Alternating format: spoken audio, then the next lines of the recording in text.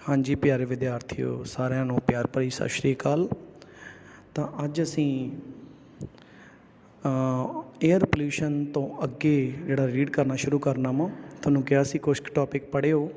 Bad effects of air pollution, हवा प्रदूषण के माड़े प्रभाव ਤੁਹਾਨੂੰ आप कुछ नोट लिखण ਨੂੰ ਕਿਹਾ ਗਿਆ ਸੀ। उम्मीद है ਤੁਸੀਂ ਕੀਤੇ ਹੋਣਗੇ। ਤਾਂ ਅੱਜ ਉਹਨੂੰ ਤੁਸੀਂ ਕੰਪੇਅਰ ਕਰਨਾ ਵਾ। हवा प्रदूषण सब ਨੂੰ ਪਹਿਲਾਂ ਕਰਦਾ ਵਾ हार्ट ਦੇ रिलेटेड डिजीज़, ਸਾਹ ਜਿਹਨੂੰ ਅਸਥਮਾ ਕਹਿ ਦਿੰਦੇ ਆ, ਲੰਗਸ कैंसर तक कर सकता वा, ਰੈਸਪੀਰੇਟਰੀ डिजीज़ ਸਾਹ ਦੇ रिलेटेड ਬਿਮਾਰੀਆਂ कर सकता वा, ਲੀਵਰ ਨੂੰ डैमेज कर सकता, किडनी ਨੂੰ डैमेज कर सकता ਜਿਹਨੂੰ ਅਸੀਂ ਗੁਰਦੇ ਕਹਿ ਦਿੰਦੇ ਆ, ਅਤੇ ਬੋਡੀ ਦੇ ਕਈ ਹੋਰ ਔਰਗਨ ਵੀ ਡੈਮੇਜ ਹੋ ਸਕਦੇ ਆ ਜੇ ਹਵਾ ਗੰਦੀ ਹੋਵੇ ਤਾਂ। ਦੂਜਾ ਜਿਹੜਾ ਕਾਰਨ ਆ ਇਨਵਾਇਰਮੈਂਟ ਪ੍ਰੋਬਲਮਾਂ ਕ੍ਰੀਏਟ ਹੋ ਸਕਦੀਆਂ ਨੇ। ਇਨਵਾਇਰਮੈਂਟ ਪ੍ਰੋਬਲਮ ਕਿਹੜੀਆਂ ਨੇ? ਗਲੋਬਲ ਵਾਰਮਿੰਗ, ਇਹਨੂੰ ਵਿਸ਼ਵ ਤਾਪਣ ਕਹਿ ਦਿੰਦੇ ਆ, ਬਹੁਤ ਜ਼ਿਆਦਾ ਗਰਮੀ ਹੋ ਜਾਣਾ। ਕਲਾਈਮੇਟ ਚੇਂਜ, ਜਲਵਾਯੂ ਪਰਿਵਰਤਨ, ਇਹ ਵੀ ਹੋ ਜਾਂਦਾ ਵਾ। ਐਸਿਡ ਰੇਨ, ਤੇਜ਼ਾਬੀ ਵਰਖਾ, ਇਹ ਵੀ ਹੋ ਸਕਦੀ ਆ। ਸਮੋਗ, ਜਿਹਨੂੰ ਆਪਾਂ ਧੁਆਂਖੀ ਧੁੰਦ ਕਹਿ ਦਿੰਦੇ ਆ, ਇਹ ਵੀ ਹੋ ਸਕਦਾ ਵਾ। ਅਤੇ ਇੱਕ ਹੈ ਗ੍ਰੀਨ ਹਾਊਸ ਇਫੈਕਟ, ਹਰਾ ਗ੍ਰਹਿ ਪ੍ਰਭਾਵ, ਇਹ ਵੀ ਹੋ ਸਕਦਾ। ਇਹਨਾਂ ਸਾਰੀਆਂ ਚੀਜ਼ਾਂ ਨੂੰ ਅੱਗੇ ਆਪਾਂ ਇਕੱਲੇ ਨੂੰ ਵੀ ਪੜ੍ਹਨਾ ਹੈ, ਇਕੱਲੇ ਨੂੰ ਵੀ ਐਕਸਪਲੇਨ ਕਰਨਾ ਹੈ, ਅਤੇ ਉੱਥੇ ਤੁਹਾਨੂੰ ਬਹੁਤ ਚੰਗੀ ਤਰ੍ਹਾਂ ਸਮਝ ਆ ਜਾਊਗਾ ਕਿ ਇਹਨਾਂ ਦਾ ਮਤਲਬ ਕੀ ਹੈ। ਅੱਗੇ ਚੱਲੀਏ ਤਾਂ ਇਨਵਾਇਰਨਮੈਂਟ ਡਿਜ਼ਾਸਟਰ, ਵਾਤਾਵਰਨ ਵਿੱਚ ਹੋਣ ਵਾਲੀਆਂ ਹਵਾ ਪ੍ਰਦੂਸ਼ਣ ਦੇ ਕਾਰਨ ਕੁਝ ਕੁ ਦੁਰਘਟਨਾਵਾਂ ਦੇ ਬਾਰੇ ਇੱਥੇ ਅਸੀਂ ਐਕਸਪਲੇਨ ਕਰਾਂਗੇ। ਉਹਦੇ ਵਿੱਚੋਂ ਸਭ ਤੋਂ ਪਹਿਲੀ ਹੈ ਜਿਹੜੀ green house effect and global warming. Green house effect and global warming ਵਿੱਚੋਂ ਪਹਿਲਾ ਇਹਦੀ ਐਕਸਪਲੇਨੇਸ਼ਨ ਮੈਂ ਤੁਹਾਨੂੰ ਕਰੂੰਗਾ। ਇਹ 'ਚ ਕੀ ਆ ਕਿ ਵਾਤਾਵਰਨ ਦੇ ਵਿੱਚ ਕਾਰਬਨ ਡਾਈਆਕਸਾਈਡ ਬੇਟਾ ਤਰ੍ਹਾਂ ਦੇ ਮੈਥਡਸ ਨਾਲ ਹੀ ਜਾ ਰਹੀ ਆ। ਆਬਾਦੀ ਦੇ ਵਧਣ ਕਰਕੇ ਲੋਕਾਂ ਦੁਆਰਾ ਸਾਹ ਕਿਰਿਆ ਰਾਹੀਂ ਕਾਰਬਨ ਡਾਈਆਕਸਾਈਡ ਜਾ ਰਹੀ ਆ। ਵੱਡੀਆਂ ਇੰਡਸਟਰੀਆਂ ਲਾਉਣ ਦੇ ਨਾਲ ਬਲਣ ਕਿਰਿਆ ਦੇ ਨਾਲ ਵੀ ਕਾਰਬਨ ਡਾਈਆਕਸਾਈਡ ਜਾ ਰਹੀ ਆ। ਤਾਂ ਇਸ ਤਰੀਕੇ ਨਾਲ ਵਾਤਾਵਰਨ ਦੇ ਵਿੱਚ ਜੇ 1990 ਦੀ ਗੱਲ ਕਰੀਏ ਤਾਂ ਕਾਰਬਨ ਡਾਈਆਕਸਾਈਡ ਦੀ ਜਿਹੜੀ ਮਾਤਰਾ ਬਹੁਤ ਘੱਟ ਸੀ, ਬਟ ਅੱਜ ਦੀ ਗਿਣਤੀ ਵਿੱਚ ਉਹਨੂੰ 4 ਗੁਣਾ ਵੱਧ ਚੁੱਕੀ ਹੈ 2021 ਦੀ ਅਗਰ ਗੱਲ ਕਰੀਏ। ਇੰਨੀ ਕਾਰਬਨ ਡਾਈਆਕਸਾਈਡ ਜਦੋਂ ਵਾਤਾਵਰਨ ਦੇ ਵਿੱਚ ਜ਼ਿਆਦਾ ਜਾਊਗੀ ਉਹਦੇ ਨਾਲ ਕੀ ਹੋਊਗਾ? ਮੈਂ ਹਰਾ ਗ੍ਰਹਿ ਪ੍ਰਭਾਵ ਜਾਂ ਗ੍ਰੀਨ ਹਾਊਸ ਇਫੈਕਟ ਬਾਰੇ ਸਮਝਾ ਰਿਹਾ ਵਾਂ। When the sunlight comes to the earth surface, ਜਦੋਂ ਸੂਰਜੀ ਊਰਜਾ ਧਰਤੀ ਦੇ ਸਰਫੇਸ ਤੱਕ ਪਹੁੰਚਦੀ ਆ, and there is a ozone layer, ਸਾਰਿਆਂ ਨੂੰ ਪਤਾ ਓਜ਼ੋਨ ਲੇਅਰ ਹੈ, ਅਤੇ ਰਸਤੇ ਵਿੱਚ ਆਉਂਦੀ ਆ ਉਹ। ਆਪਾਂ ਨੂੰ ਇਹ ਵੀ ਸਾਰਿਆਂ ਨੂੰ ਪਤਾ ਕਿ ਸੂਰਜ ਦੀ ਊਰਜਾ ਵਿੱਚ 2 ਤਰੀਕੇ ਦੀਆਂ ਰੇਜ਼ ਹੁੰਦੀਆਂ ਨੇ। ਇੱਕ ਨੂੰ ਬੋਲਦੇ ਆ ਇਨਫਰਾਰੈੱਡ IR, ਅਤੇ ਦੂਜੇ ਨੂੰ ਬੋਲਦੇ ਆ UV ਅਲਟਰਾਵਾਇਲਟ।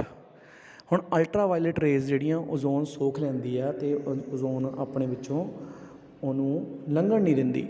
ਪਰ ਜਿਹੜੀਆਂ IR ਆ ਇਨਫਰਾਰੈੱਡ ਰੇਜ਼, ਉਹ ਪੈਦਾ ਕਰਨ ਵਾਲੀਆਂ ਕਿਰਨਾਂ ਹੁੰਦੀਆਂ ਜਿਹੜੀਆਂ ਧਰਤੀ ਤੱਕ ਪਹੁੰਚ ਪਾਉਂਦੀਆਂ ਨੇ।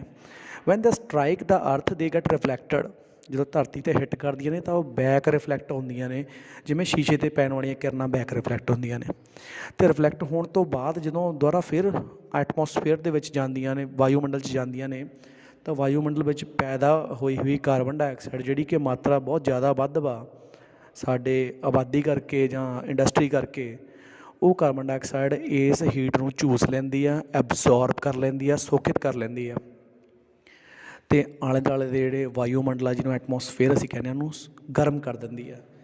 ਇਹ ਇੱਕ ਜ਼ਰੂਰੀ ਪ੍ਰੋਸੈਸ ਵਾ। ਜਦੋਂ ਕਾਰਬਨ ਡਾਈਆਕਸਾਈਡ ਘੱਟ ਮਾਤਰਾ 'ਚ ਹੁੰਦੀ ਸੀ ਉਦੋਂ ਵੀ ਇਹ ਪ੍ਰੋਸੈਸ ਹੁੰਦੀ ਸੀ, ਪਰ ਹੁਣ ਕਾਰਬਨ ਡਾਈਆਕਸਾਈਡ ਜ਼ਿਆਦਾ ਮਾਤਰਾ 'ਚ ਹੋਣ ਕਰਕੇ ਇਹ ਪ੍ਰੋਸੈਸ ਬਹੁਤ ਜ਼ਿਆਦਾ ਹੋ ਰਹੀ ਆ, ਐਕਸੈਸ 'ਚ ਹੋ ਰਹੀ ਹੈ, ਜਿਹੜੀ ਕਿ ਚਾਹੀਦੀ ਨਹੀਂ ਹੈ। ਅਤੇ ਓਵਰ ਹੋਣ ਕਰਕੇ ਆਪਣੇ ਤਾਪਮਾਨ, ਜਦੋਂ ਗਰਮੀਆਂ ਦੇ ਅੱਜ ਤੋਂ 20 ਸਾਲ ਪਹਿਲਾਂ ਗਰਮੀਆਂ ਦਾ ਤਾਪਮਾਨ ਜਿਹੜਾ ਵੱਧ ਤੋਂ ਵੱਧ 35 ਤੋਂ 38 ਜਾਂਦਾ ਸੀ, ਅੱਜ 45 ਤੋਂ 48 ਜਾ ਰਿਹਾ ਵਾ। ਇਹਦਾ ਕਾਰਨ ਕੀ ਆ? ਕਾਰਬਨ ਡਾਈਆਕਸਾਈਡ ਦਾ ਵਧਣਾ, ਅਤੇ ਉਹ ਜ਼ਿਆਦਾ ਹੀਟ ਨੂੰ ਅਬਜ਼ੋਰਬ ਕਰਦੀ ਹੈ, ਵਾਤਾਵਰਨ ਨੂੰ ਹੋਰ ਵੀ ਗਰਮ ਕਰ ਦਿੰਦੀ ਆ, ਲੂਹਾਂ ਚੱਲਦੀਆਂ ਜਿਸ ਕਰਕੇ ਤਾਪਮਾਨ ਇਸ ਤੋਂ ਵੀ ਵੱਧਦਾ ਹੀ ਜਾ ਰਿਹਾ ਵਾ। ਇਹਦਾ ਕਾਰਨ ਕੀ ਆ? ਅਸੀਂ ਕਾਰਬਨ ਡਾਈਆਕਸਾਈਡ 'ਤੇ ਕੰਟਰੋਲ ਕਰੀਏ, ਪੌਦੇ ਲਗਾਈਏ, ਆਬਾਦੀ 'ਤੇ ਕੰਟਰੋਲ ਕਰੀਏ, ਇੰਡਸਟਰੀ 'ਤੇ ਕੰਟਰੋਲ ਕਰੀਏ, ਤਾਂ ਹੀ ਅਸੀਂ ਇਹ ਗ੍ਰੀਨ ਹਾਊਸ ਇਫੈਕਟ ਨੂੰ ਰੋਕ ਸਕਦੇ ਹਾਂ। ਚਲੋ ਅੱਗੇ ਚੱਲੀਏ। ਗ੍ਰੀਨ ਹਾਊਸ ਇਫੈਕਟ ਕੀ ਮਾੜੇ ਪ੍ਰਭਾਵ ਪਾਉਂਦਾ? ਇਹ 'ਚੋਂ ਪਹਿਲਾ ਹੈ ਗਲੋਬਲ ਵਾਰਮਿੰਗ, ਵਿਸ਼ਵ ਤਾਪਣ ਜਿਹਨੂੰ ਅਸੀਂ ਕਹਿ ਦਿੰਦੇ ਹਾਂ। ਦੇਖੋ ਜੀ, ਵਿਸ਼ਵ ਤਾਪਣ ਕੀ ਆ?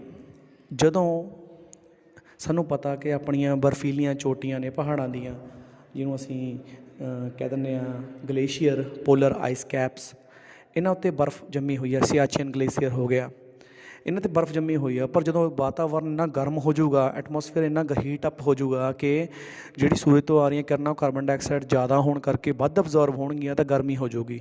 ਇਸ ਗਰਮੀ ਦੇ ਨਾਲ ਬਰਫ਼ ਪਿਘਲਣੀ ਸ਼ੁਰੂ ਹੋ ਜਾਊਗੀ। ਅੰਟਾਰਕਟਿਕਾ ਦੀ ਵੀ ਬਰਫ਼ ਪਿਘਲ ਰਹੀ ਹੈ, ਜਿਹੜਾ ਕਿ ਇੱਕ ਇੱਦਾਂ ਦਾ ਮਹਾਂਦੀਪ ਹੈ ਜਿੱਥੇ ਸਿਰਫ ਬਰਫ਼ ਮਿਲਦੀ ਆ।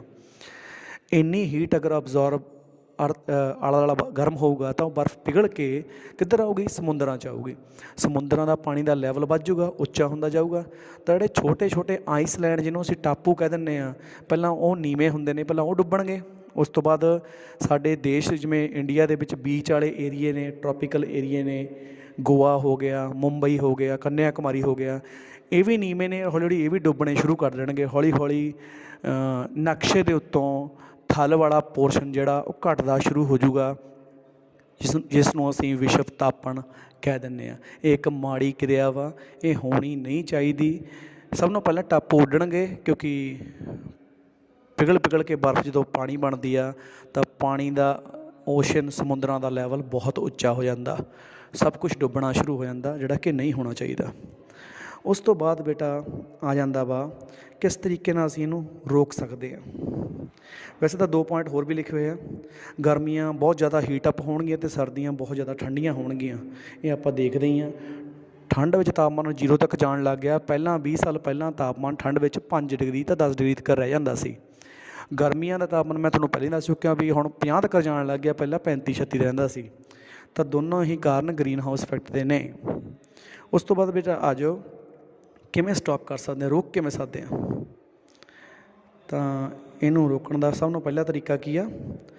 ਇੰਡਸਟਰੀਆਂ ਘਟਾਓ, ਜਿਹਦੇ ਨਾਲ ਕਾਰਬਨ ਡਾਈਆਕਸਾਈਡ ਘੱਟ ਜਾਵੇ ਵਾਤਾਵਰਨ 'ਚ।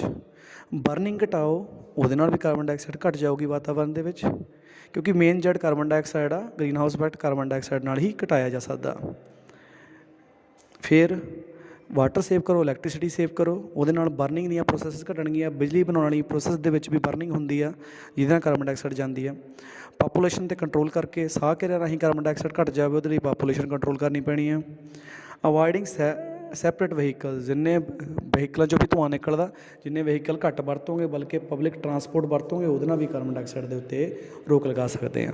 ਤਾਂ ਬੇਟਾ ਇਹ ਤਾਂ ਸੀ ਤੁਹਾਡਾ green house effect and global warming ਦੇ ਬਾਰੇ ਟੌਪਿਕ, ਜਿਹੜਾ ਕਿ ਬਹੁਤ ਹੀ ਇੰਪੋਰਟੈਂਟ ਟੌਪਿਕ ਅਤੇ ਸੌਖਾ ਟੌਪਿਕ ਸੀਗਾ। ਤੁਹਾਨੂੰ ਉਮੀਦ ਆ ਸਾਰਿਆਂ ਨੂੰ ਸਮਝ ਆਈ ਹੋਣੀ ਆ। ਤਾਂ ਇਸ ਤੋਂ ਅੱਗੇ ਅਸੀਂ ਸਮੋਗ, ਧੁਆਂਖੀ ਧੁੰਦ ਅਤੇ ਐਸਿਡ ਰੇਨ ਬਾਰੇ ਵੀ ਪੜ੍ਹਾਂਗੇ। ਤਾਂ ਅੱਜ ਦੇ ਲਈ ਇੰਨਾ ਹੀ। ਇਹ ਪਾਰਟ 2 ਸੀ ਚੈਪਟਰ ਦਾ। ਉਮੀਦ ਆ ਤੁਹਾਨੂੰ ਸਮਝ ਆਈ ਹੋਊਗੀ। ਜੇ ਕੁਛ ਇਹਦੇ 'ਚ ਐਡ ਕਰਨਾ ਚਾਹੁੰਦੇ ਹੋ ਤਾਂ ਤੁਸੀਂ ਮੈਨੂੰ ਪਰਸਨਲ ਮੈਸੇਜ ਜ਼ਰੂਰ ਕਰੋ, ਮੈਂ ਤੁਹਾਨੂੰ ਦੱਸ ਦੂੰਗਾ ਕਿ ਐਡ ਹੋਏਗਾ ਜਾਂ ਨਹੀਂ। ਤੁਸੀਂ ਸੁਜੈਸ਼ਨ ਆਪਣੇ ਜ਼ਰੂਰ ਦਿਆ ਕਰੋ। ਓਕੇ, ਧੰਨਵਾਦ ਜੀ।